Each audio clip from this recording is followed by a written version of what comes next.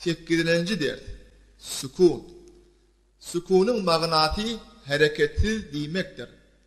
Her moga bir harpyň üstünde sükun alamatı gelse, şu harpy evvelki harpyň hareketi bilen okulýar.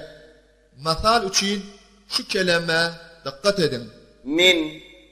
Nun harpyň alamatı sakındır. Evvelki harpyň alamatı hem kesredir.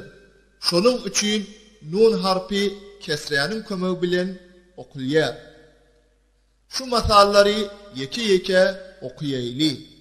La hum cemlep okuýaýly. Lahum. O l Qul.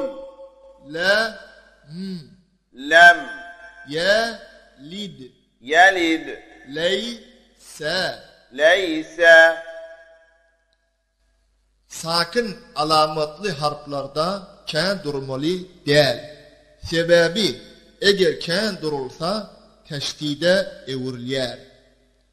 Sükun alamatı bolan bir harpa sakın diýip aýdylýar.